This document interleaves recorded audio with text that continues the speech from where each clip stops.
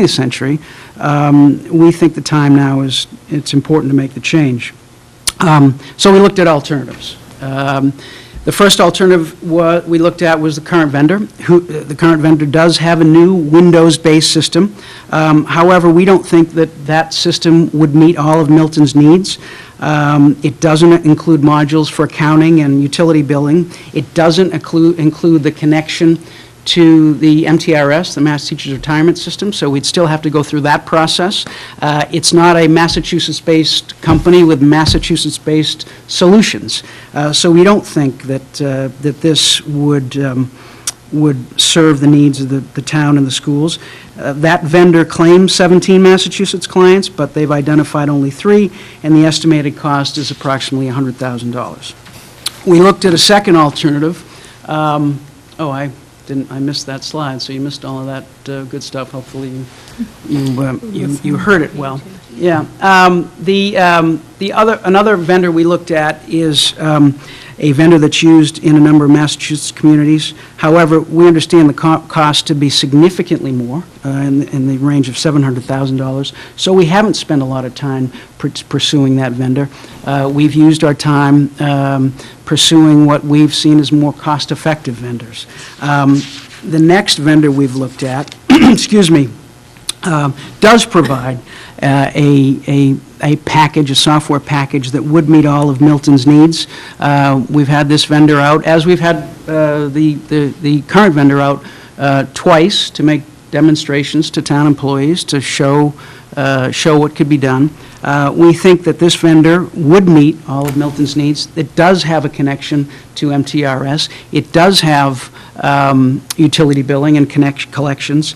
Excuse me, this is a Massachusetts-based vendor that identifies 132 clients in Massachusetts, including many communities around here, around Milton. They also claim 26 of its clients as former clients of our current vendor, and they claim 9 clients as former clients as the more expensive vendor. So this is a vendor that we see that is moving in the right direction.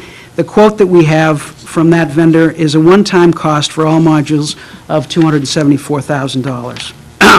There is an alternative to this, and that is that vendor would allow us to break up the different modules. So the first cost, if we did what we've identified as the three primary or the 3 most important initial modules, accounting, treasury functions, and payroll, we could purchase that for $153,000 and be locked in for the additional 2 modules for at least the next year. So that is an option, breaking up the different modules, introducing 1 year, 3 1 year, and then 2 the next year. So that's an option. Now, I think it's important for me at this point, before we move to the request, just to briefly address some of the thoughtful suggestions that were made at Citizen Speak tonight relating to this. And this is best as I understood those suggestions. The first one was that there was a concern that implementing a new software system for financial accounting, I don't think there was any dispute, at least from Citizen Speak, that this is needed. The question is how you do it. What are the best alternatives? There was a concern that there would be a need for consultants to implement a system like this. The cost that we have that's quoted includes all implementation and all consulting. So as we understand it, there wouldn't be consulting and implementation costs beyond what is offered in that package. So it's not a situation where we're just buying a software off the shelf and then we're going to have to go and hire a consultant. That company and these vendors, and all of these vendors, provide implementation and support and consulting services to help you through that transition.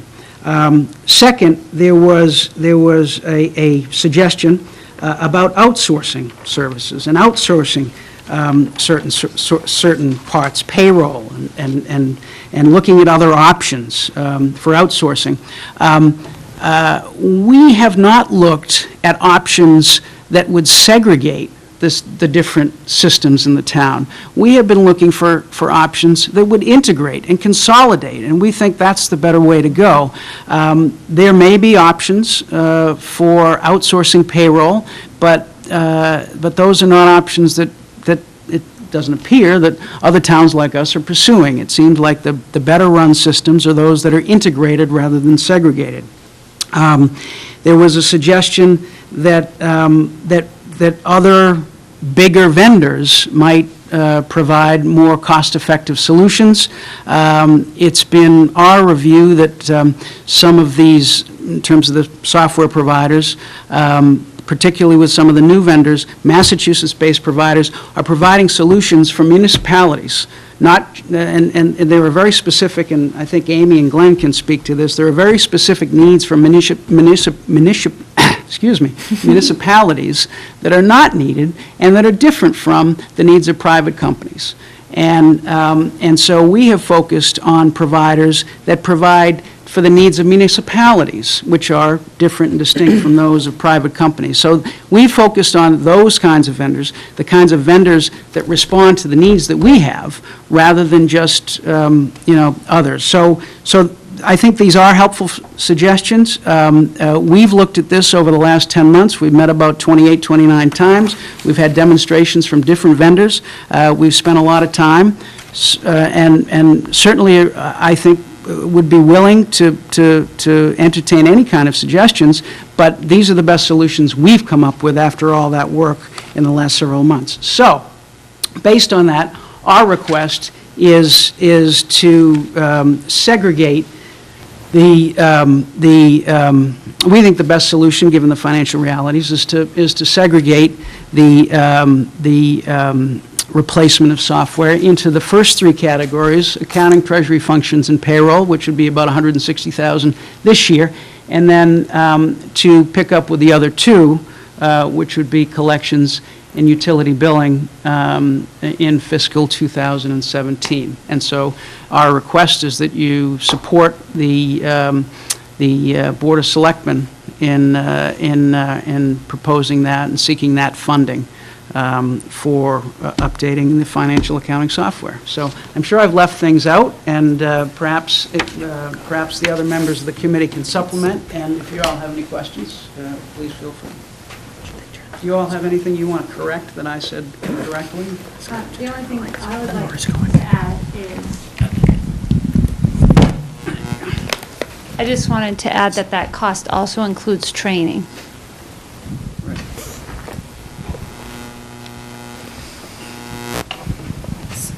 So, Mike, could you just tell us which one of those, it's the middle one, the one that seemed like it was which one, could you go back to the screen that shows us the actual? Yes, the vendors. This vendor is that you'd like to adopt. Right, and so the vendor for the alternatives 2 and I guess 3 and 4, it's the same vendor. Oh, okay. And look, this is our best estimate of what the pricing would be based on the vendors that we've seen. So, maybe there's another better vendor out there for $160,000. We haven't found it. Right.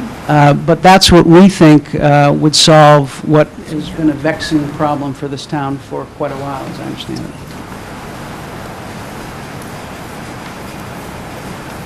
So the payroll system isn't an HRIS system, is that correct? It's just really the payroll processing? That's right. It's not integrated, and Amy or Glenn may want to go into detail. The one that we currently have is not, but this new software would be HR and payroll. Oh, it would be. And they would share one employee file. Yep. So on the school side, there's multiple fields to track certifications and those kind, licensing, where you can do reports based upon expiration dates and print reports these teachers are due for recertification, all kinds of fields everywhere, anything you can think of that you might need, that it's really unlimited, whereas the system we have now, very limited to what you can, there's not even a termination date. on an employee. I don't think there's any question that we need to move into a new system. The question is, the reason I asked was, if it wasn't going to be, could it integrate in the future? Because I think that's something we definitely need. So that's great. And quite frankly, if you need to sell this to others, yeah, I would include that in there, because that's huge for the school department, I think. Huge. Correct. We're one of the Excel spreadsheet. Yes, yes. And then one other question, so, and this is where I'm getting a little confused, in the town software line item on our spreadsheet from the scenarios, it's $215,000. Is there a reason that there's a difference? I don't know that.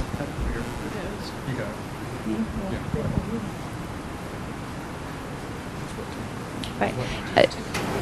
Those are numbers from the warrant committee. That wasn't, that part of the spreadsheet wasn't done jointly with the capital committee. He didn't have the actual numbers, so I Got it. think he was just plugging what he thought in that scenario was left of the free cash, and it didn't Got it. happen to fund the full amount. Okay, that's fine.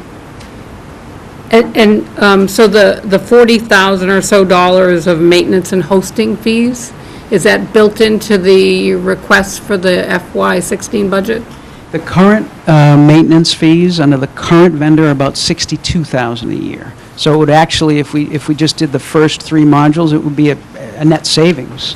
Still have to pay it on the old one. You have to pay it on the old- Overall, it's going to stay pretty consistent. Right. It's going to be neutral? And when you have all the 5 modules, again, it's about $60,000, so.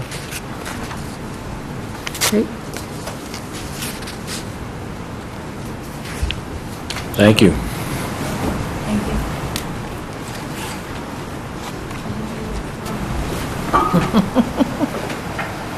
There it is.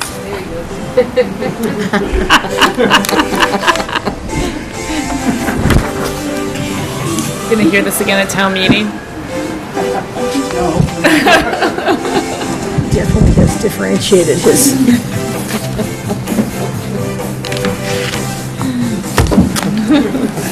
Thanks, Glenn.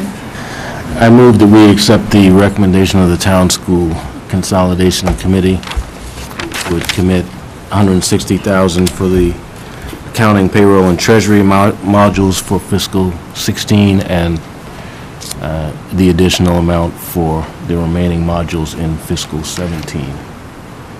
Second. Further discussion?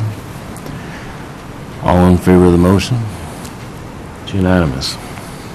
I'd just like to thank the committee for that work. I mean, this has been something that's been talked about for a very long time, and you guys made it happen, so thank you for that.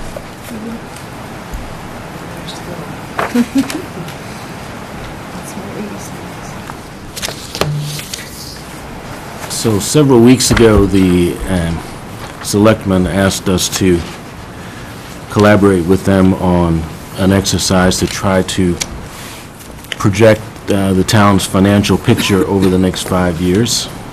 And before I go any further, I would like to thank the superintendent and both assistant superintendents and my finance subcommittee colleagues, Ms. Kelly and Mr. Zulis, because I think we now have a 5-year financial projection that we can present to the selectmen and the warrant committee that is both thoughtful and useful.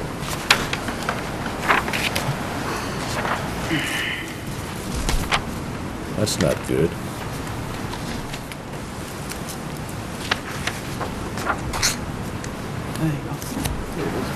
So, what the task was to think about what the level service requirements would be over the next 5 years. And that was defined as the services, staff, and programs that were included in fiscal 15 budget, which was the base budget that both the town and the schools were asked to work from. We divided that exercise into 3 important steps. And again, I'd like to thank the superintendent and both assistant superintendents, because they provided us with what they saw as the key educational priorities, which I'll show you in just a moment. But We thought that those should serve as guiding principles in any sort of planning that we do. We then wanted to develop the key assumptions about cost increases and how those would develop over the next 5 years. And in order to ensure that we looked at the budget on a comprehensive basis, we developed assumptions in each of the major budget categories that you're used to seeing: policy and administration, instructional leadership, instruction, instructional services, special education, technology, and facilities. And then we handed all the work over to Dr. Pavlicek and asked him to apply those assumptions to the fiscal 15 budget figures. So those are the spreadsheets that you saw. We thought it was important, though, to talk about context because the school committee and the Milton Public Schools differ from other departments in a number of important ways. One is that they have statutory obligations. The second is that they have some mandates. We have to accommodate any enrollment increases. We have to accommodate any students from other districts that become residents in the town, and we have to accommodate any special education support and services requirements that occur. That creates a different requirement for cost projections than most other departments would have. And in addition, we've set a goal for ourselves that every student will achieve at a proficient level of academic performance, but I should mention that that's also a mandate from the state. They've asked every school district to try to achieve that. I think we're ahead of most districts in that regard, but it is still a mandate from the state. So in terms of key priorities, what we identified, primarily through the education leadership team, was that the early literacy advancement initiative should continue to be a priority. The proficiency gap advancement initiative should continue to be a priority. Improving science and STEM performance should continue to be a priority. Upgrading digital technology and the impacts that has on instruction should continue to be a priority. And maintaining class sizes and the breadth and scope of academic and extracurricular offerings. So, as I said earlier, those are our guiding principles.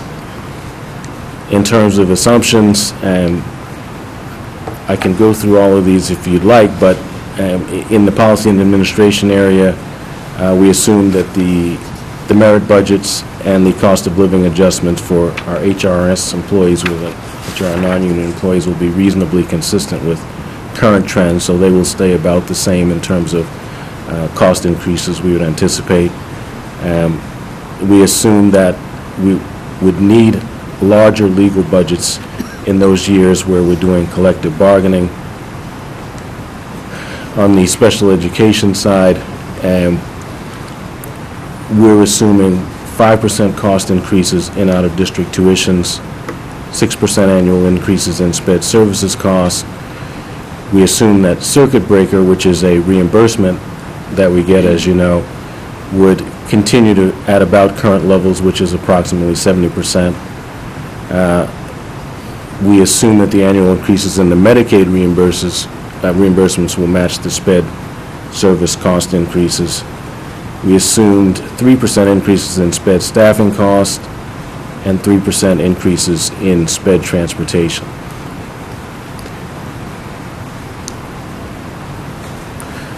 Technology, we assume that the cost of replacing hardware, which by the way, we're trying to do some of that on the operating budget side in addition to our capital request, and we're assuming 6% increases in those costs. On the facility side, 6% increases in maintenance, 5% increases in utilities. In instruction, collective bargaining increases, similarly, we thought would be reasonably consistent with our current trends. And we're assuming annual 2% increases in our staffing costs to meet what we anticipate to be approximately 2% enrollment increases each year.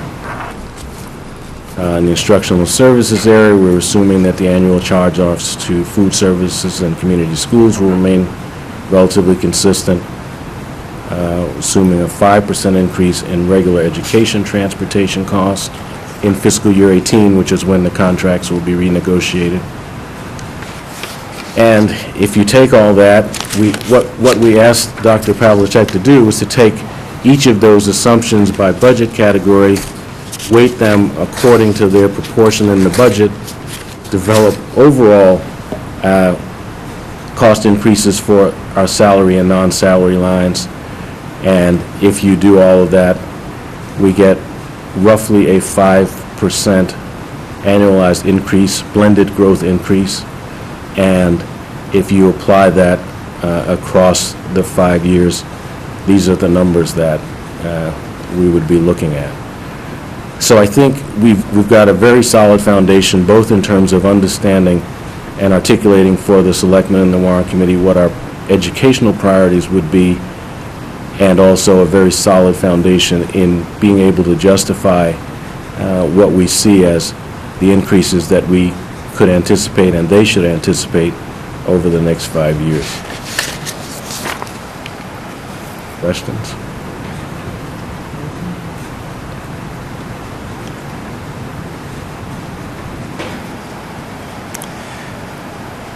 No? Well, just one, and that's that we just heard about our utilities going up more than 5%, which is budgeted for, so I was wondering about that. That's the delivery cost, that's part of the utility bill, so it's not the entire electric bill, that's for just a portion of the electric Okay. bill. Thank you. Ms. Kelly? So I'm sorry, I'm going to follow up on that. The 30%, I don't think I heard in any of our discussions at the Finance Subcommittee level. And so I guess what I'm just wondering, should that be bumped up a little bit? If you look at the numbers in utilities from one year to the next, there's not a significant increase. And are we saying that you're confident that, given whatever the new contract is, that the projections that we have in here are sound? I don't know the timing of when the contractual. The contract is a 2-year contract on utilities. This has been the average annual increase over the last 6 years. We went for several years where we had no increase, then we have a bump this year. We're locked in for next year. I don't know what we're going to see in 2 years. So I'm working off a historical average because that's all I can really do. I have no idea what kind of a contract we're going to be able to sign in 2 years. So, we just worked back half a dozen years, 6-8 years, and looked at what turns out to be the average annual increase in these and projecting that going forward, rather than trying to, deal with the up and down vagaries of the market. So my only concern is that from 14 to 15, we actually go down fairly significantly. So if we get 15 wrong, which is the year we're in, then everything that we're projecting out becomes off. 14, we had a one-time payment, for instance, about $30,000 in water. We had a couple anomalies in 14 that pushed it up. So 14 is actually high by a hair because of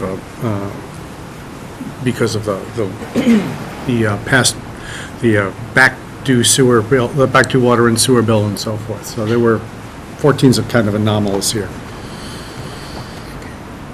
It's about $70,000 more than we have in our budget this year. And I guess maybe the best question is, year-to-date, in the contract that has electricity charges higher, in that 30% range that were discussed, right? Are we running at budget in terms of your projection? I'm just preparing the second quarter report now. I'll look at it more closely. At last I looked at it, which was in the middle of December, we were. But I will look. The rates kicked in mid-November. So And this was a low long-term, month, yeah. So, we haven't had a long history yet. But I'm running the second quarter reports now, so I'll have a better read on that. Ms. Kelly? So I guess my suggestion is that we should bump that up. I think, I appreciate the work that's gone into the process thus far. this is news to me. I don't know, maybe I missed it along the way. So I just think, just to be on the safe side, seeing that 15, and we don't have a long track record in 15, to see really what the impact of the new contract is going to be on our electric prices, that if we bump up, I mean, we're not going to change 15, but certainly change 16, and then going forward, I think that is a prudent thing to do in terms of the long range. So what's your recommendation for the assumption? See, I don't have any concept, and I don't have the details in the utility line, so I couldn't even venture to guess. But I guess I would ask that we appropriate some additional dollars to that line, in whatever Dr. Pavlicek, sees fit. Is that a motion? Yes. Do I have a second? Second. So I think the motion is to approve the financial projections with the proviso that Dr. Pavlicek review again the utilities assumption and adjust it as needed. That's exactly what I said, I think. I like to say what you said.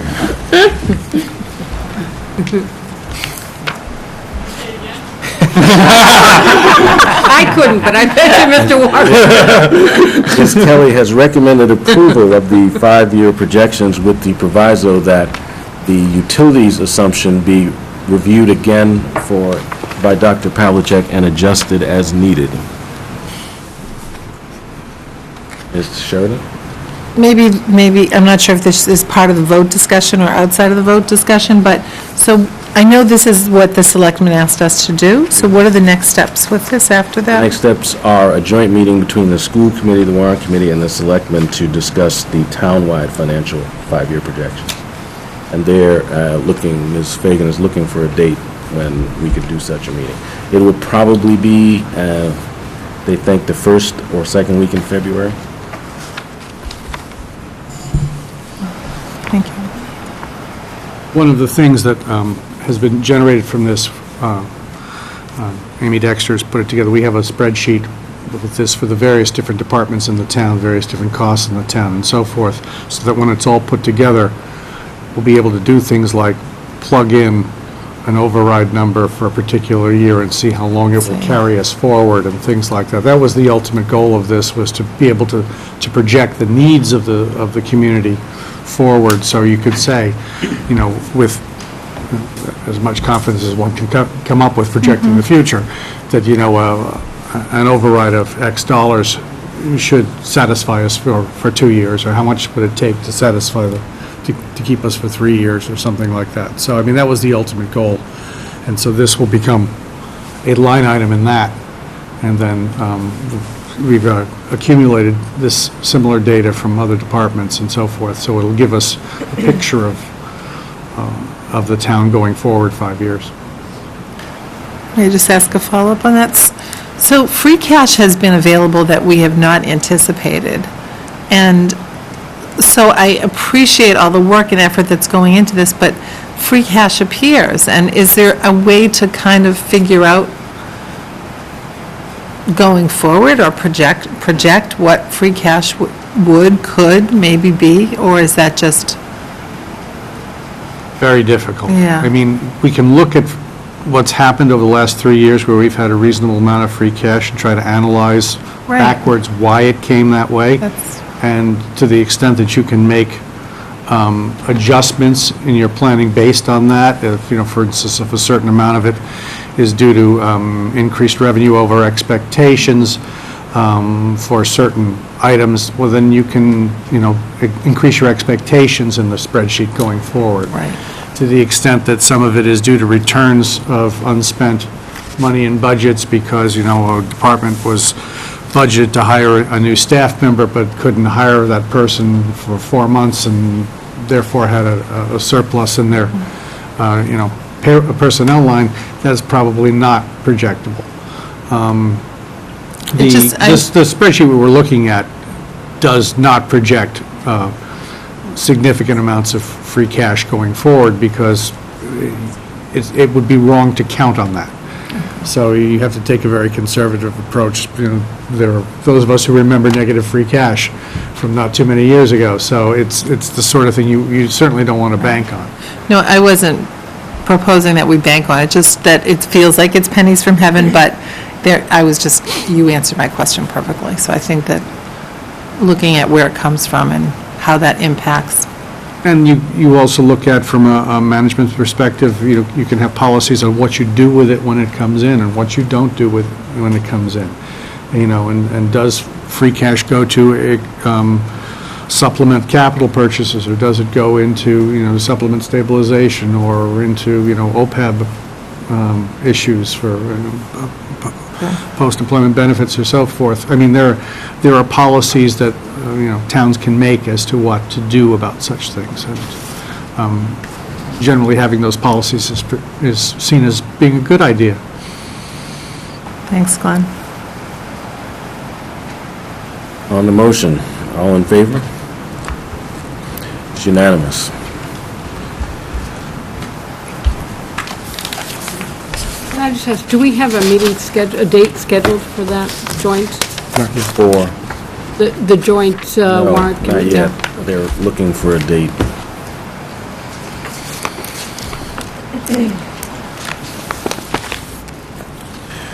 So I have one more, let's do budget cuts. Ms. Kelly, do you want to introduce that budget cut reduction list on the Finance Subcommittee? Sorry. I wasn't ready. I thought, didn't you have something else? Yeah, I do have something else Okay. while we're doing that. So, a month and a half or so ago, Superintendent commissioned Laura O'Dwyer, if you remember Ms. O'Dwyer, to take another look at the performance of students in the French and English programs and to compare that performance. She's completed that work and has sent us both an executive summary and the data. We'll be sending that out to you tomorrow, but she's also offered to do a presentation to the school committee. The problem is that she teaches on Wednesday nights, so she's not available for our regular meetings, and it's getting hard to schedule all of us. So working with Charlene, who has the master calendar, the two dates that look like they might work for Ms. O'Dwyer and her assistant, who actually performed this research, and for the school committee and the superintendent to be available, are January 29th or February 5th. So if you could tell me whether you might be available on either or both of those days, then I will try to schedule this presentation for the date when the most school committee members are available. I'm not sure we're going to be able to get everyone, but I'll try my best. Okay. Okay. So we have come to the part of the budgeting process that is the very most difficult, in that we've identified a gap, and we need to identify within the budget where those dollars will come from. So, given our earlier vote, can we yes, that's exactly what I was looking for. Before getting the information from Chairman Walker about the warrant committee and Board of Selectmen, the discussions around how much finances would be available, we were looking to bridge a $1 million gap in our present FY16 budget. Given the earlier vote and discussions, we basically have been able to bring that down to 500,000. Even 500,000 is a very difficult task, as you'll see as we go through each of these. And so I guess I would ask the administration to talk about what the cuts being proposed are, and, to some extent, the impact of those cuts. Thank you, Member Kelly. to put this in context, if somebody just began watching this presentation, we meet every week, every Tuesday morning, the central office administrators with the finance subcommittee, Mary Kelly, Mike Zulis, and Leroy Walker, Mary Kelly being the chair. And so, to Mrs. Kelly's point, we were then assigned, if we were not fully funded, what would be the budget cuts that we have to make. Today, Janet Shannon, Dr. Pavlicek, and I spoke to the staff, because members of our staff live in the town of Milton, and they might be watching tonight. And so we wanted staff to know and hear it from me. And then I told them that we'll keep them abreast, and I told them how fluid, how many meetings this finance subcommittee has put into this. And I described to them that we meet with the leadership team of principals and coordinators. Then we meet with the finance subcommittee, and we analyze every one of these cuts or reductions. We talk about every one of these, and the school committee, I told them, is keenly aware that these are connected. Every one of these is connected to a Milton Public School employee. And so I explained to them that this town has a history of the town, I say publicly, the town is its schools, public schools, and the public schools of the town, and how every Milton Public School parent wants for their child. And I explained to them that now, under the leadership of the school committee, we address each of the PTO parents groups. They give outstanding feedback to us. Chairman Walker said the other day at one of our meetings, the school committee listens to the feedback we'll get tonight, and the feedback from the parents, and uses that feedback as more budget dollars become available and we're able to close this gap. So I want people to understand. I wanted the teachers today. We did 2 presentations, 70 teachers in one group with one day notice, because we were working with the selectmen and town hall, that teachers came after school to hear this presentation. So we're going to detail these recommended cuts and reductions to you now. And I want to also frame it that I said to the teachers today, and I say to the public, we have 4,000 children and 500 employees. And every year, the children change, and the curriculum changes. You heard the Collycott tonight. And I analogized today that park was not a word in the vocabulary of any educator 3 short years ago.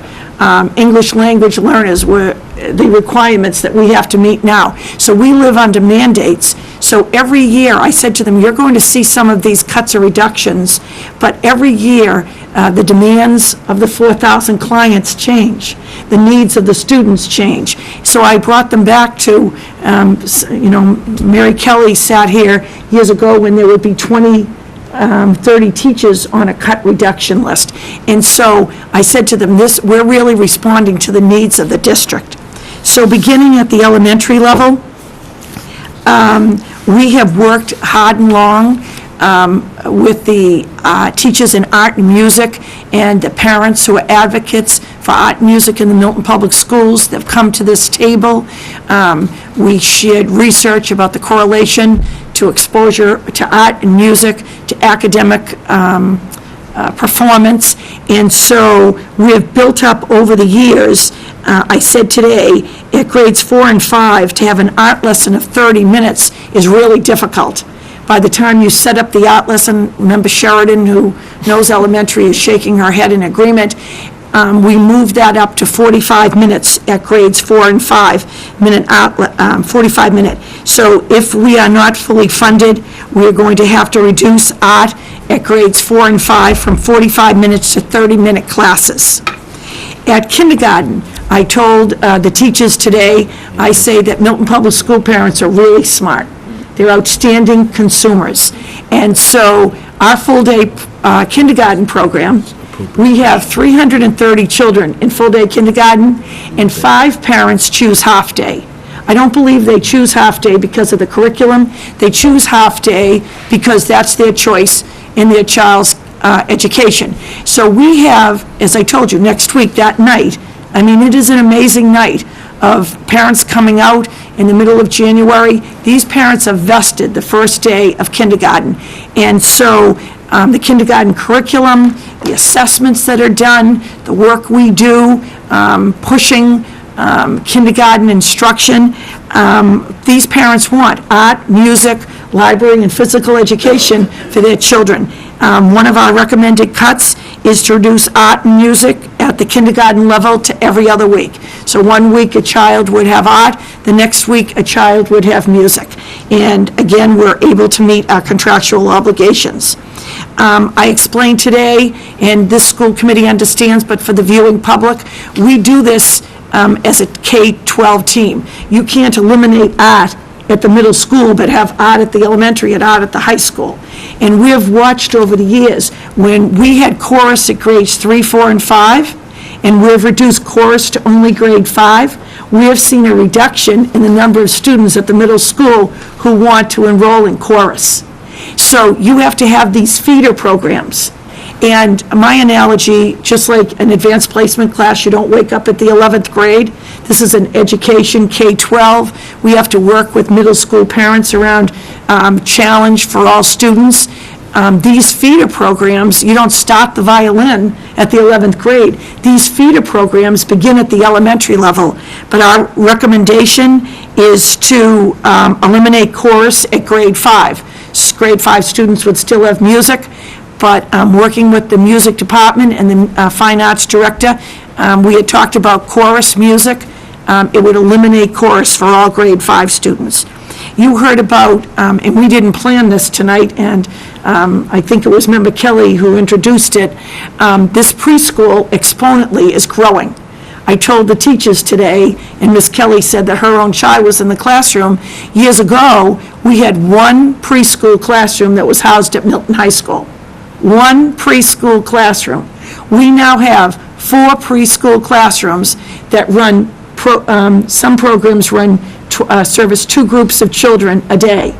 This preschool program, I explained to those high school teachers today, when you're 2.9 or 2.6 years old, and you have special needs, you become involved in the public schools in your communities. And these children provided services beginning at 3 years of age, and role models tuition in.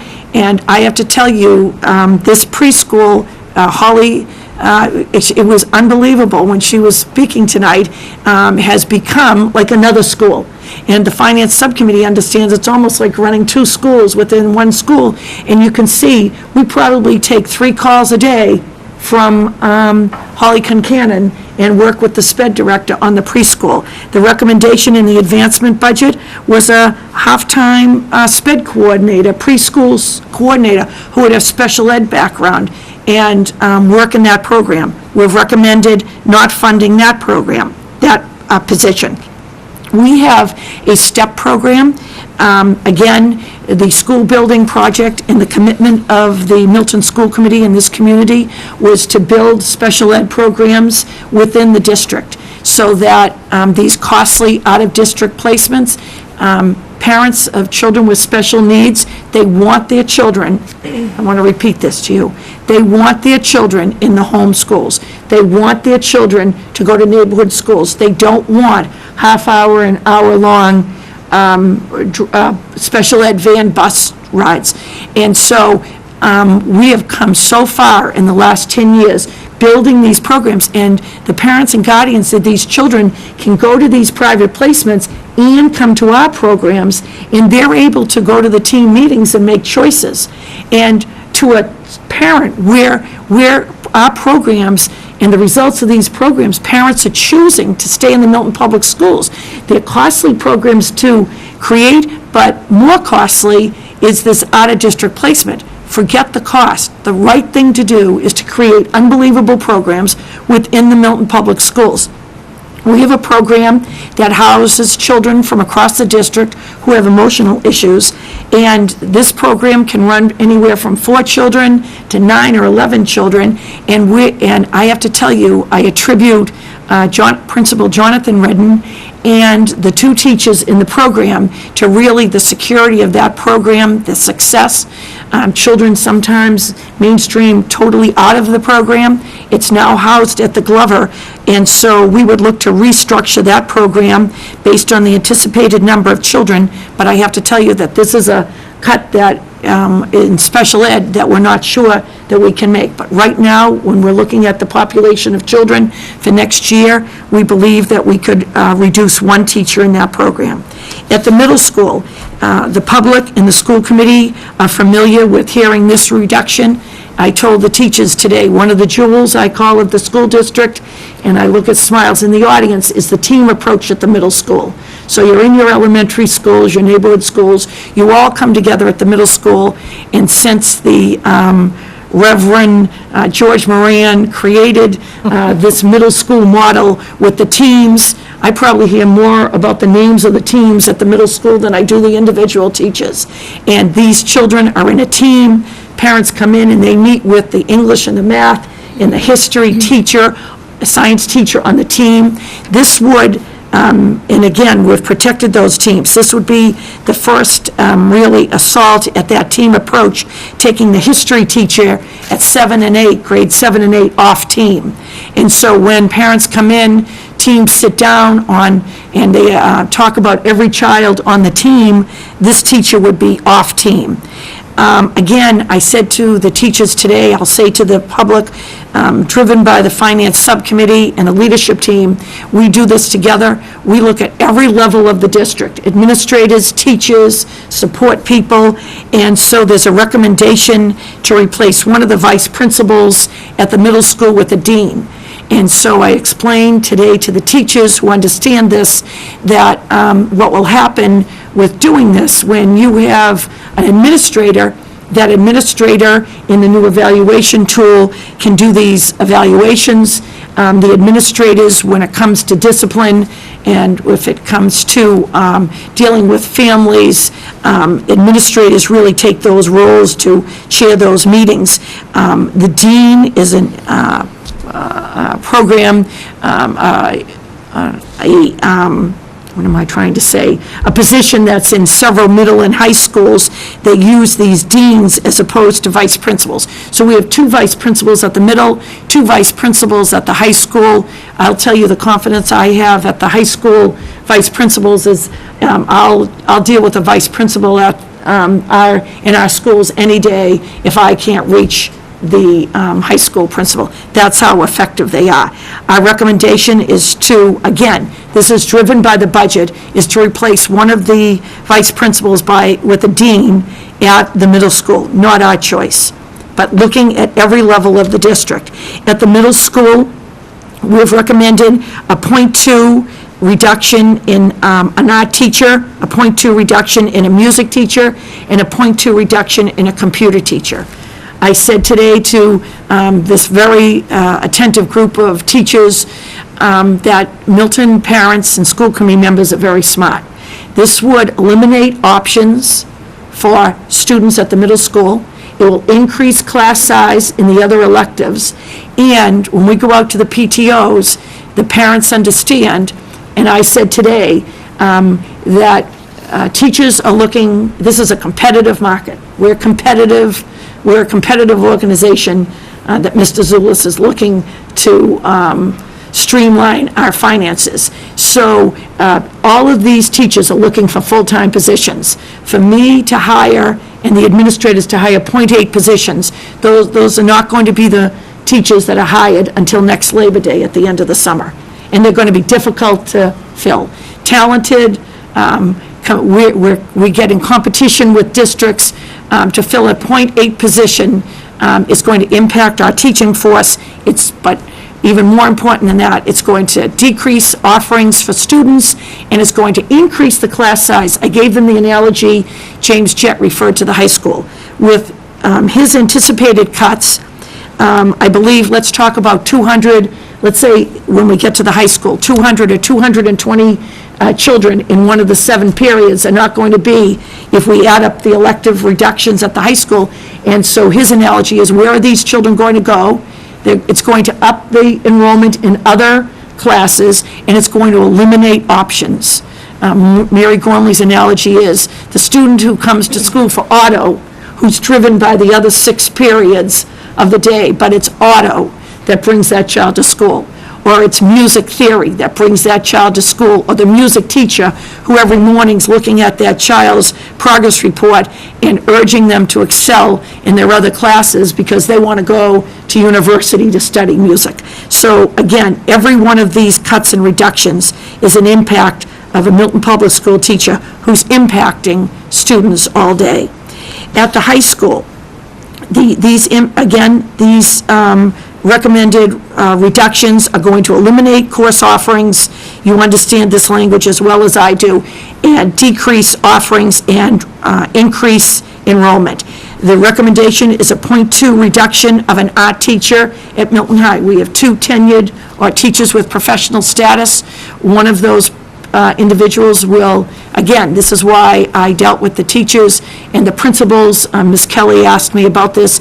Before my presentation, the principals approached every teacher who could possibly be impacted on this list. So they're not hearing it from somebody who's watching it tonight or watching it. They're not hearing me in an auditorium full of teachers. They were approached by their individual teachers and department heads today. These are our recommended cuts and reductions. I said this is a very fluid process. This town has been committed to its public schools, and they work to fully fund the budget, but we've been asked to come up with this assignment. So a .2 reduction of an art teacher at Milton High, a .2 reduction of a music teacher at Milton High, a .2 reduction of a business technology teacher at Milton High School, a .2 reduction of a teacher in family and consumer studies, and a 1.0 world language teacher at Milton High. District-wide, again, bringing you back to, we look at every level of the organization. I told the teachers today that Chairman of the Finance Subcommittee, Mary Kelly, urged Dr. Pavlicek and myself to look at every one of the lines in the budget, to look at I use your analogy of computers, Ms. Kelly. We're talking tonight, we were urged to look at our utility lines. We were urged to look at our computer lines. And so we have to run the organization. So we looked at the district, and we're recommending in the special ed office, we have 2 secretaries. One secretary is a .9, and the other full-time secretary, they do all of the input of the IEP plans. They manage the SPED transportation. Again, they work with the special ed director of pupil personnel, to actually run that school. Within the school, we're recommending the reduction of one of those secretaries. The next recommendation that we've put on this cut reduction list is to level fund special education transportation. And again, special education we meet with central office and the special education leadership team every other Thursday. We go over the names of every child who's in a special ed outplacement. We look at the names of children who might be moving into out-of-district placements. We analyze and look at the special ed transportation. Every 2 weeks, we look at this volatile bottom line.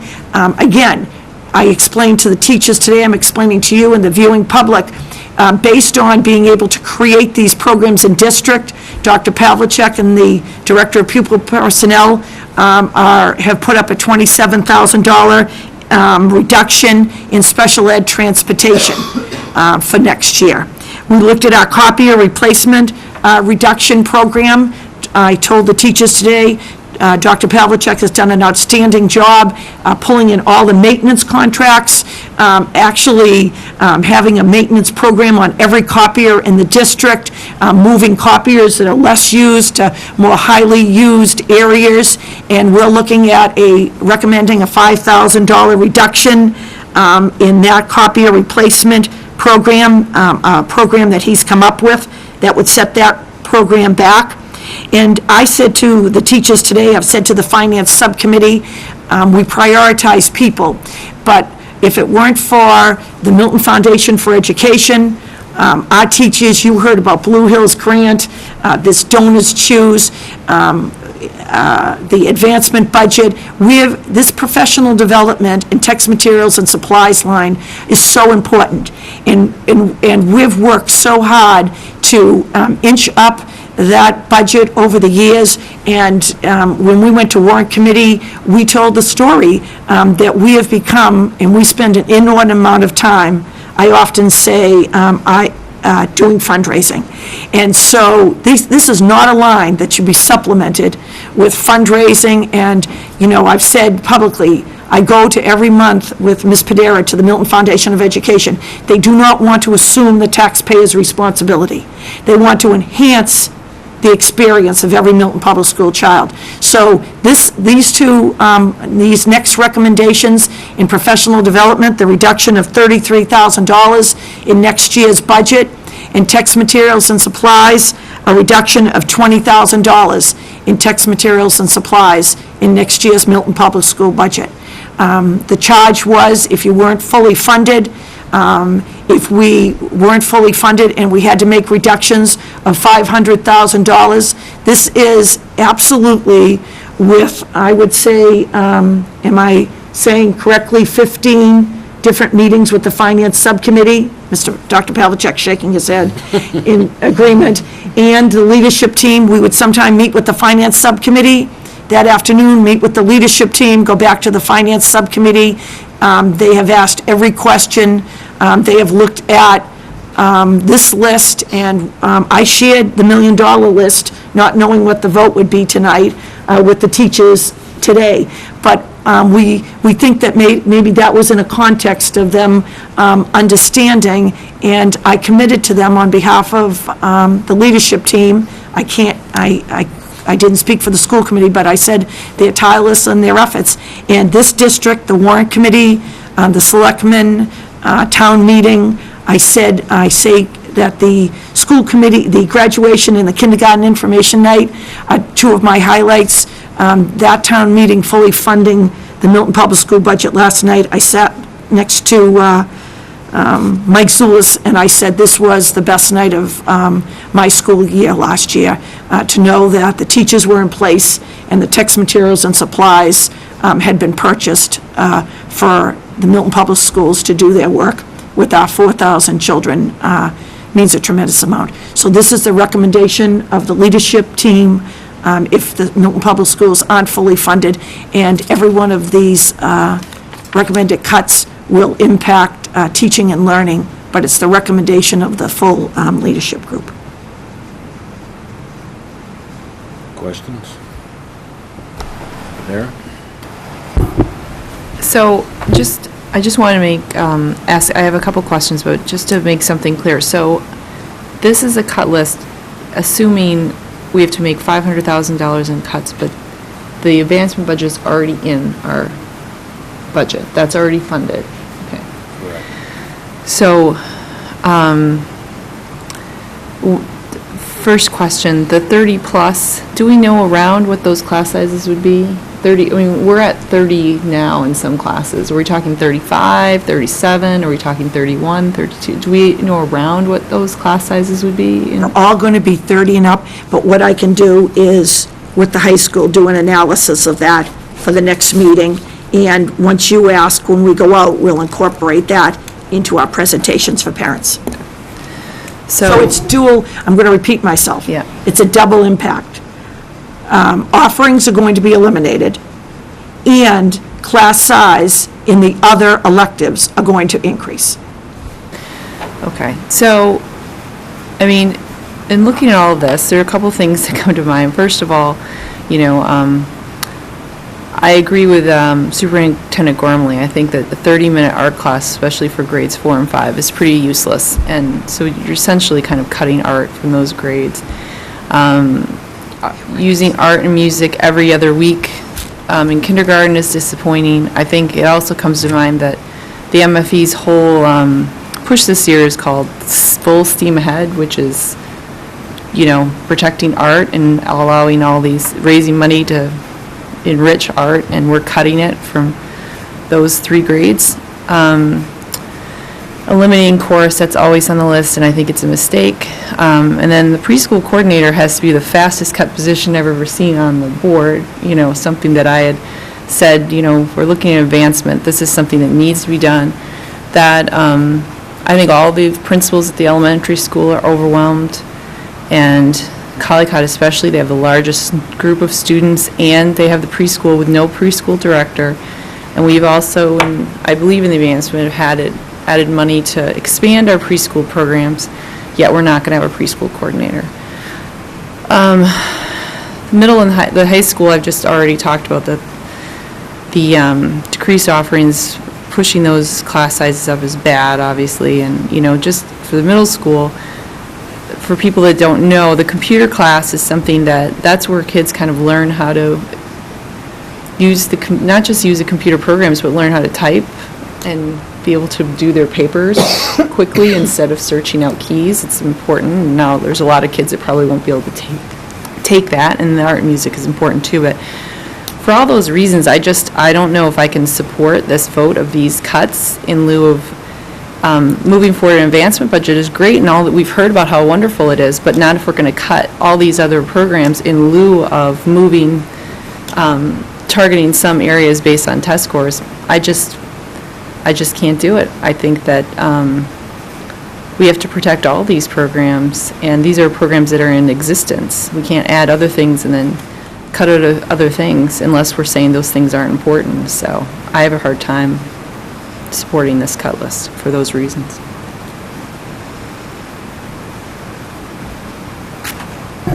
Sharon? So, thank you, Ms. Gormley. I think Mrs. Kelly asked you to, give an impact statement, and by virtue of your impact statement, I don't think it was an easy sell, because you just, you made, the impact statements speak for themselves. That there is a huge impact to these, for all of these cuts. I agree with the comments that Mrs. Padera made around art and music. If you're cutting those times, that just can't work to have 30 minutes. It's not appropriate. I appreciate the restructuring of STEP and knowing that that's, looking at the places where you can really maybe make some changes, like if your enrollment projection, that seems like a good one to me. I think history off the teams, as much as it's great to have it on there, that's not a really drastic one. Putting a dean in instead of a vice principal is, again, it's something that isn't as painful as some of our direct impact for students. So when I look at these, and I know that in years past, we've kind of opened with our potential cut lists by saying that every effort is made to make cuts so that we're not taking away teachers from in front of children. And I know that's very hard to do because we are a lean school district. We don't have a lot of people at I almost said Court Street, sorry, in the, Dial Road. yes, sorry, in the superintendent's office. We don't have extra secretaries. There aren't extra people around. But having said that, I think that we do need to think very carefully, and I know that this wasn't made to us lightly. I know a lot of thought and consideration went into this, but I have to say that there are things on here that I would have a very hard time approving. So if we're gonna say yes or no, it's gonna be really hard for me to approve this cut list, because there are some items on here that I would just really have a hard time with. And just one question or one clarification. The sped transportation piece, how is it we think we can save money in sped transportation? By the anticipated students that will be inside the district, not taking the Not distance going ride to outside. the out-of-district Oh, placement. okay, good. I missed that, Must not have sorry. made myself clear. No, when I I described that. probably was writing Yeah, down my own notes. this is a $900,000 line item, so it's about a 3% reduction. If I might, may I? Certainly. So, these advancement initiatives, again, Chairman Walker repeated what Janet Sheehan said the other day, and these are mandates to close these achievement gaps and to have all children reading at the end of grade 3. And I said to the teachers today, and I'll say when we go out to the parents, I want people to call their relatives in other school districts. 4 years ago, we had no reading teachers at the elementary. We had no reading teachers. To your point about being lean, we prioritized the classroom teacher. We had no reading teachers.